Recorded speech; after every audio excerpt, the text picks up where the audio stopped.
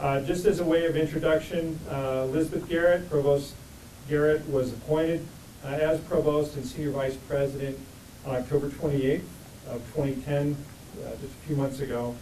And as such, she is the second ranking officer of the university.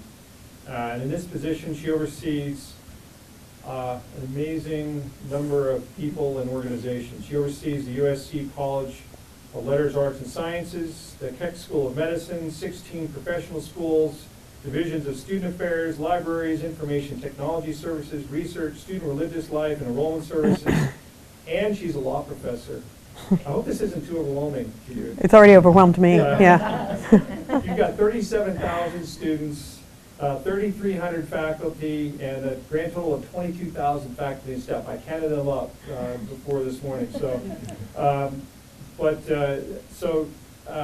Beth has a huge responsibility here at the university, and that's why it's, it really means a lot to me, and I think to all of you, that she came out and spent 2.5, 3 hours with us to see what we do.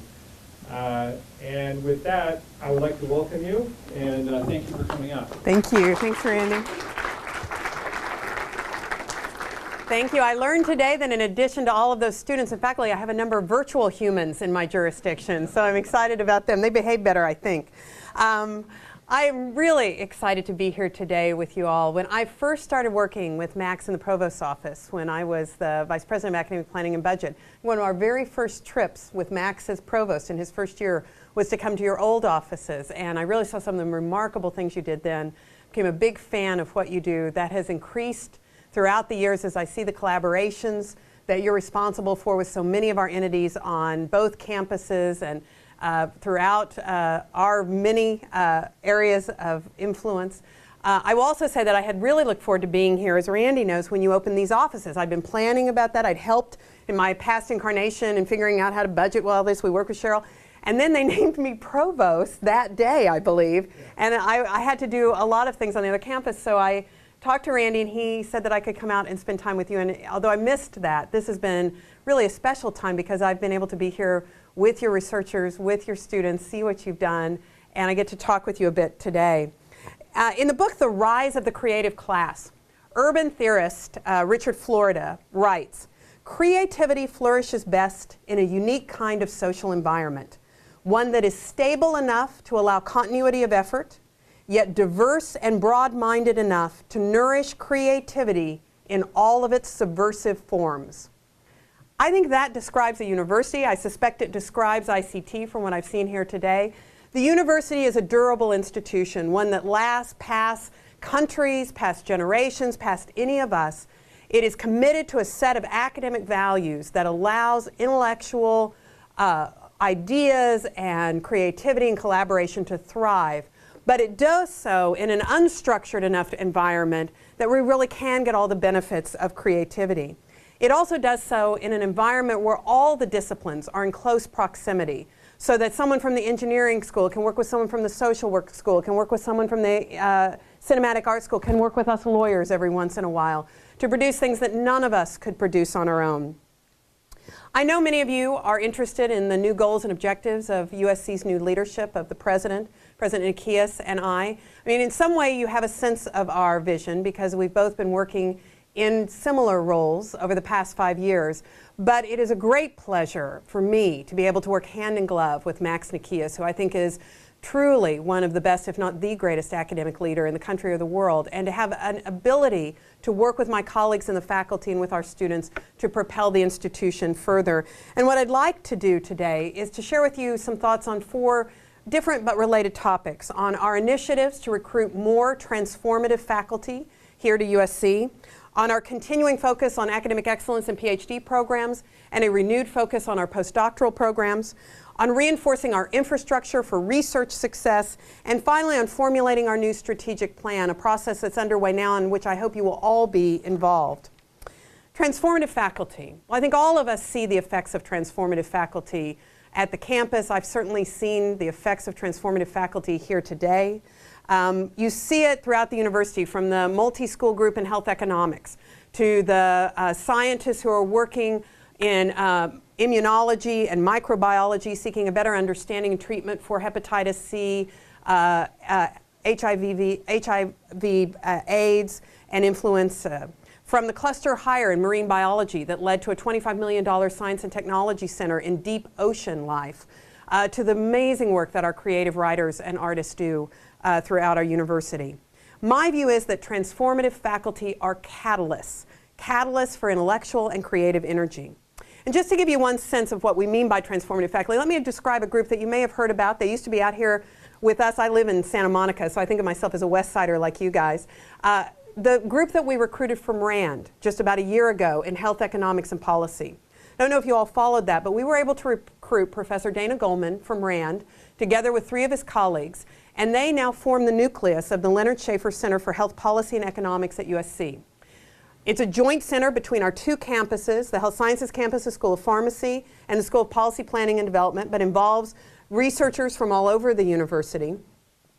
In their first year at USC, they've attracted more than $20 million in comparative effectiveness research dollars, including one grant of $11.5 million to Jason Doctor, who was a professor here at Pharmacy for many years, but whose work has been enhanced by the addition of new transformative faculty.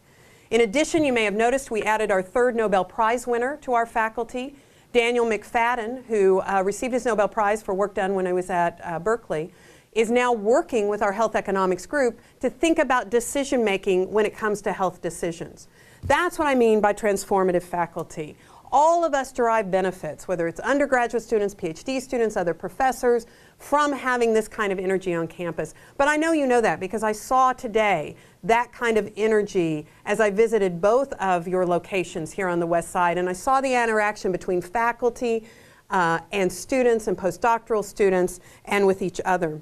I know you're also working in the area of healthcare, so you see as we do that one future for transformative faculty and for the emphasis of the university in particular is on life sciences, but life sciences writ large. Whether that means the kind of convergence that we're hearing more and more about is engineering, life sciences, biology, chemistry. They converge to think of new ways to deliver better health to people, whether it's about health economics, whether it is the work that I just saw where you are working with those who may have limited mobility from strokes, et cetera, to use games to improve their physical well-being. In the coming months, we are going to be announcing a number of initiatives to seek more transformative faculty. We have great faculty here, but we need more of them to become one of the greatest universities in the world. We target here not just active researchers who've already won prestigious prizes. We're also targeting those scholars in their middle stages of their careers, rising stars, who will come here, bring energy, and win the prestigious prizes for the awards done, for the work done here. For example, we're continuing the Provost Professors Initiative, something we started under Max Nikias as Provost that I work closely with. These are interdisciplinary scholars, usually with appointments in more than one school. What was interesting is these Provost Professors, we have 8 of them now. I've got 2 more in the pipeline. Keep your fingers crossed. They're terrific if we can attract them here. And we brought them all together for the first time in my office just a couple of weeks ago. So they get to know each other. It turns out that they knew that there were these other provost professors. They hadn't met one another. We sat around my table. We talked a little bit about what they did. What was really interesting to me, and I know it may interest you because it's very similar to your work, all of them in one way or the other are working on the mind. You know, rationality, decision-making, problems of impaired mental capacity. You have Pat Levitt, who heads the Zilka Institute, who's a provost professor. Terry Sanger, with an appointment in engineering and medicine, working with motor dysfunctions, but also bringing together engineering students and medical students to learn from each other. Matthew McCubbins, who works with computer scientists, he's a political economist, but he works on network theory and helping think through decision making. Even the philosopher in the group, Gary Watson, who's a legal philosopher, is thinking about what it means to have intent for the criminal law. So it's neat to me as you have and of course Henry Jenkins, who I know many of you know, thinking about all of these kinds of things from the perspective of a scholar coming out of MIT, but who's come here and works at the intersection between engineering, Annenberg, and the cinema school. It was really interesting, 8 people, very diverse fields, and yet I could see work coming from a variety of combinations, and that's the transformative nature of the hiring we want to do.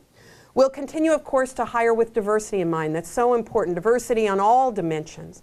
But we've also announced 2 new initiatives that I hope you were able to see. One in the neurosciences to increase the number of professors that we have here working in neurosciences, including neurogenetics and neuroimaging, and also to strengthen our humanities and social sciences programs.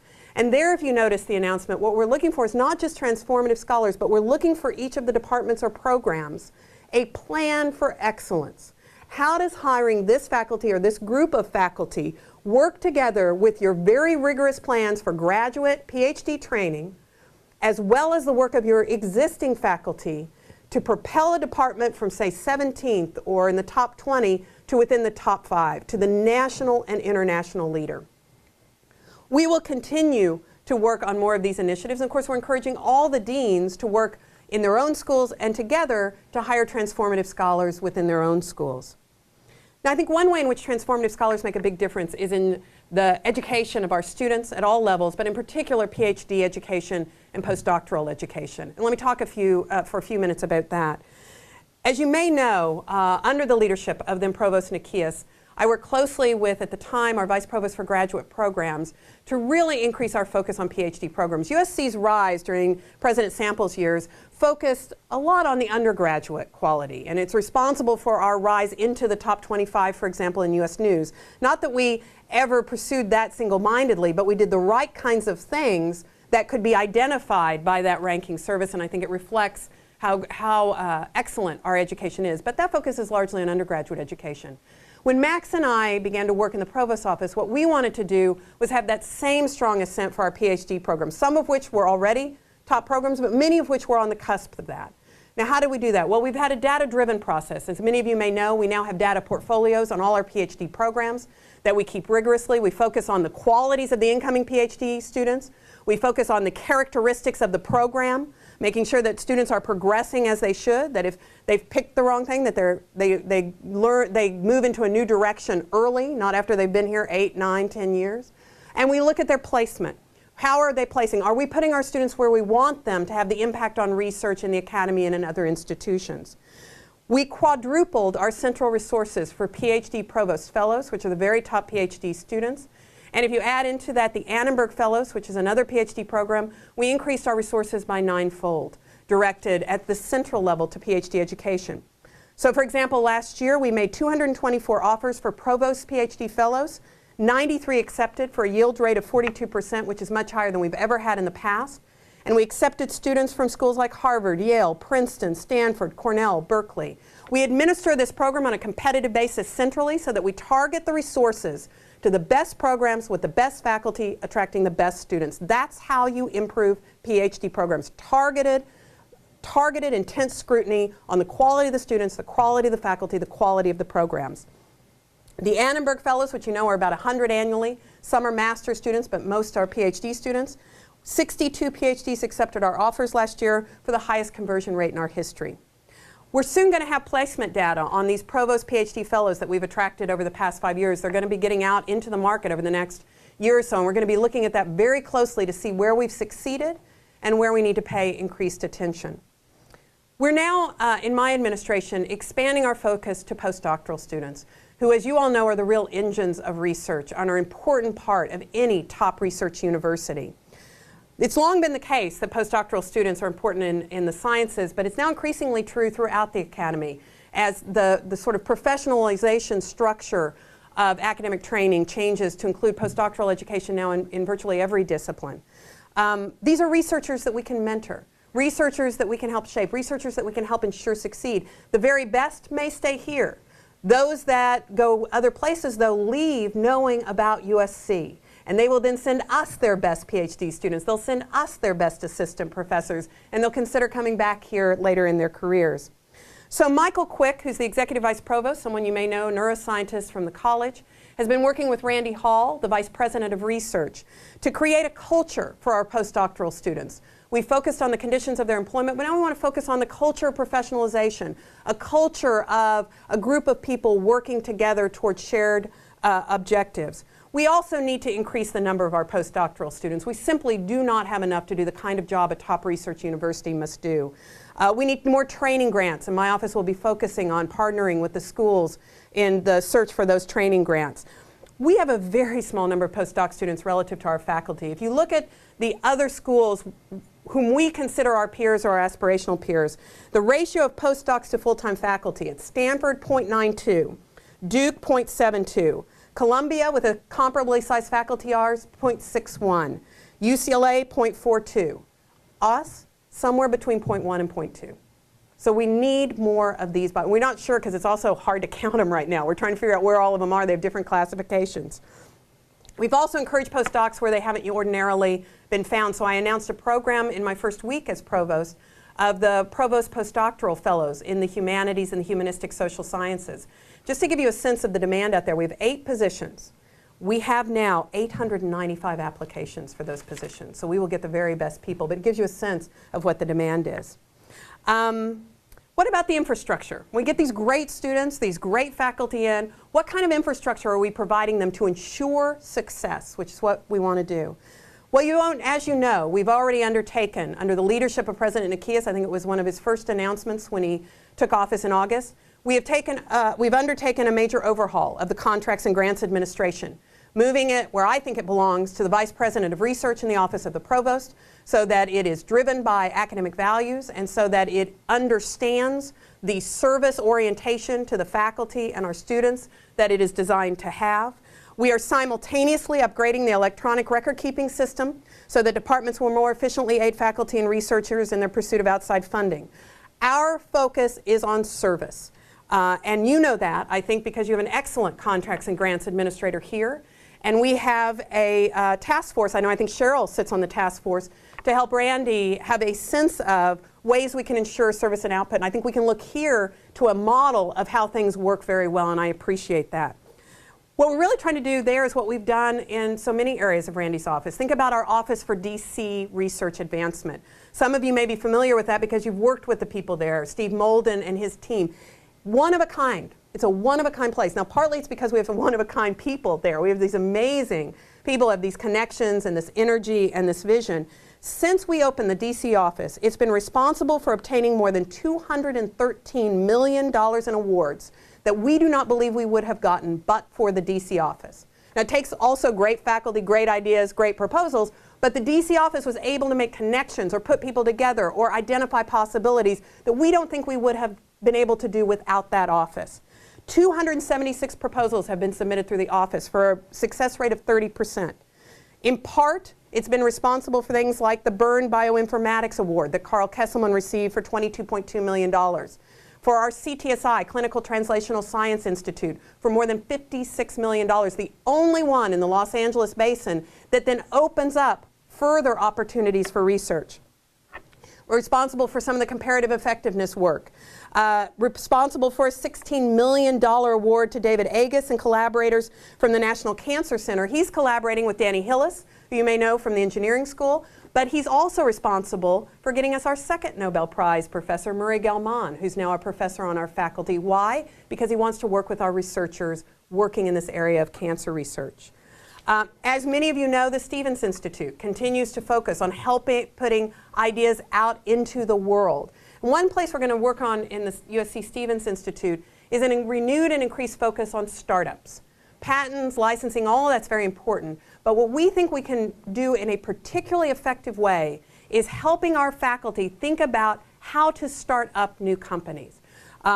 In 2008, 2009, 16 startups were based on USC research. They raised over $150 million in financing at a time in our economy where it wasn't that easy to find financing, and they've led to more than 500 jobs. So I think one of our metrics for success and innovation will be startups, not just the kind of traditional tech transfer that a lot of institutions have done. And then finally, we're trying to affiliate with other people who have visions like we do. So for example, I hope many of you noticed that we just affiliated with the SETI Institute in Northern California.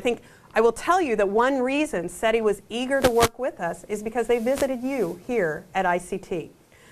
They, as you know, are an institute known for its work in astrobiology, the search for intelligent life, as well as how life can evolve in strange and hostile places. So we're really excited about thinking about working with Katrina Edwards and the marine biologists about life in the deep ocean. What does that help us understand about possibilities of life other places? Understand we've just discovered 3 new planets in our galaxy, so for all I know, we're about to discover some of that.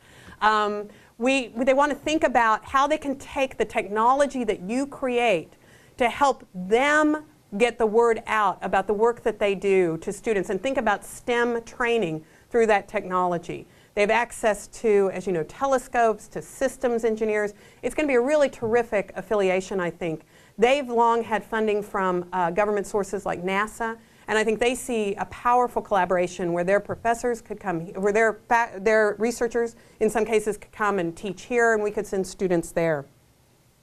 Let me just conclude, though, with the final thing that I hope you will pay attention to, and that's the university's strategic planning process. I've laid out some of the emphases that I see coming out of that planning process. USC is lucky. We've always had a tradition, or at least since President Sample, of strategic plans that we as a community use as a sort of convergence point for us. It identifies values that we all share. And we've been, I think, guided by the latest strategic plan. But it's time for a new one, not only because the old one's been around for a while, but because we have a new president, a new provost, a new vision, a new world. And so we have a strategic planning committee, and we have 6 subcommittees that are meeting right now. These subcommittees include one that focuses on academic culture and value, one on global connections, one on local connections, important to all of us, one for graduate programs, especially PhD programs, one for undergraduate programs, and one I think Bill Swartout sits on research and innovation. Every committee is formulating questions, getting data. They're going to put reports up on the website. The larger committee is going to have forums and is going to seek input. I hope you will go to that website. We're trying to put as many things there that we're producing. Speeches the president's made, reports that the faculty have put out over the years, reports from these subcommittees. We also have a question a week about which we're soliciting your input. The website is www.strategic.usc.edu, strategic.usc.edu. Please go there, share your views. We'll also have live forums, but this place, you guys ought to be on the web all the time and using the kind of technology that we're trying to make available. We'll also have some conferences and some retreats, and we'll put some of the work that goes on in those retreats. We're going to have a lecture, for example, by Henry Cisneros about the changing demographics, and we'll make that available on the website. We hope to have a strategic plan by the fall, which will then be used not only for our academic mission, but as you may know, we're about to embark on the largest fundraising campaign in our history, led by the President, and this strategic plan will provide us the academic guidance to ensure success. Scott Cook of Intuit, who's a USC grad, once said, "Anyone can run a country during the tough times. Anyone can run a company during the tough times. It's the good times that actually challenge the leaders the most." What I think is most challenging about higher education right now is we have both good times and challenging times. The country, the field of higher education, particularly public education, faces real challenges, serious challenges. This state in particular is facing serious challenges. USC, on the other hand, because of prudent leadership by our provost, by our president, by our trustees, we actually are facing relatively strong financial futures, a relatively good time in the history of the university. So from my perspective, we have the challenge of taking advantage of this amazing moment in our history where the country and our larger mission of higher education faces some really tough times, some real challenges. At the same time, internally, we have enormous strength, vitality, energy. We can become the leader that propels not just USC further, but propels the entire enterprise of higher education in the world and the country further. And I look forward to moving in these directions with you as my colleagues, with the President as our leader, and I hope this is not the last time, Randy, that I'm invited to visit here at ICT. Thank you very much. You want me to answer any questions, or you want to just... Sure. Yeah. We have time for a couple of questions. Does anybody have a question? I kept thinking of questions, and you kept answering them. Yes. Would you mind sharing with us what you feel the big challenges are for higher education that you just mentioned? Well, you know, I think one of the huge challenges, particularly for public institutions, is funding. You know, although I think it does provide USC an opportunity, some of the difficulties that the UC system is facing in the long run, that's not good for us as a state or as a country. You know, California has long been a place people want to come to because of our commitment to higher education, not just in the private realm through Stanford, USC, Caltech, but also because of the strong commitment of the state and the taxpayers to having a robust system of higher education, from the the stellar institutions like Berkeley, UCLA, UC San Diego, to Cal State system, to a strong community college. But it's not just California that faces this problem. All the state institutions are facing challenges because of cutbacks at the state level. You know, we have to worry a little bit, even as a private institution, about some of the government challenges because we're very dependent on federal funding. And as the federal government comes to grips with what is going to be a very long time structural deficit, I worry that it may be an easy answer to cut some of the very important fundings like NIH, NSF, some of the energy, NASA. You know, that's easy because you should just know my other life when I'm a scholar. I study tax and budget policy as well as design of democratic institutions, and I used to write tax bills. And we have for a long time, even before the Great Recession, warned that entitlement spending was shoving everything out of the budget. You know, that's what we say is on automatic pilot. And it's the money like for NIH, NSF that has to be annually appropriated that is more vulnerable during times of fiscal crisis. Now, nothing's on automatic pilot. What we need to remember as a country is we're making choices. And if we don't make choices to invest in basic science, in translational work, in the work that our universities do and can only do because of our design and our commitment to academic values and our long-term range planning, we are making a terrible mistake as a country. And I think we have to strongly and vociferously make that argument in the state halls and in the federal halls. I think another challenge we face is being global. You know, it used to be if you were in charge of a university, you thought about, well, I'm competing with Stanford, I'm with Caltech, and you know, I've got some, you know, Chicago where I came from, you know. But we're also now competing with institutions, the best institutions in China, in Japan, in New Zealand, Australia. And so we have to be thinking on a global scale with respect to our research, with recruiting faculty, with our students, et cetera. So I just think that's a mindset, that's a challenge, because I don't think higher education has thought that way. Now, we at USC have for a long time, so I think we're poised to do it better. But one of the things I'm doing as a provost is actually looking at some of the decisions we've made about global, that we have kind of made a decision not to open a school abroad. NYU just opened an undergraduate school abroad.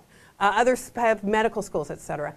We may have made that decision. I'm not even sure it was a decision we made. It just sort of happened. I don't know that I want to revisit it, but I've told my guys, let's make decisions consciously. If we're not going to do that, and we may not, I mean, it's fraught with difficulties, let's be sure we've decided not to do it and we have an alternative structure in place. So I think that's, you know, there's lots of, I also want us to move more into South America and Latin America while keeping our focus on Asia and India as sort of our bread and butter where we have a great reputation, but we're leaving South and Latin America alone to a great extent. We only have one office in Mexico City. It's not particularly robust. And so I want to open a new office in Brazil, and I want us to focus on South and Latin America. But so that's a challenge. And the final challenge, I think, I mean, there are more, but I'll shut up. I am a lawyer, so I can continue to talk. I think one of the final is affordability. You know, you hear that a lot in the government. I think they ask the question wrong. They seem to think that they seem to doubt that they're getting value for money. Now, I don't doubt that at all. In fact, I know that our students are coming away with more value than what they are investing and their families are investing. But to the extent there's any question about that, then we haven't done a good enough job of explaining why what goes on our campus, what goes on here, is worth the kind of investment that we ask parents and families to make. We are expensive. It is a sacrifice. Now, I believe it's an investment that pays enormous dividends in the long run, even when it's hard to quantify those dividends in a way that sometimes will satisfy the less sophisticated policymakers who may be asking those questions. But that's our job to explain that and defend that. But it's also our job to make this an affordable experience for any student qualified to be part of our community. And as you know, we have the largest financial aid pool in the country, more than $200 million for undergraduates. We have these very generous now Provost PhD fellowships, but I know that the President intends in his fundraising campaign to make a big part of that fundraising for endowment for scholarships for undergraduates, for PhD students, and for graduate students. Because we really have to constantly keep in mind that we have to make the experience here affordable for all the great students who can benefit from it. Mark?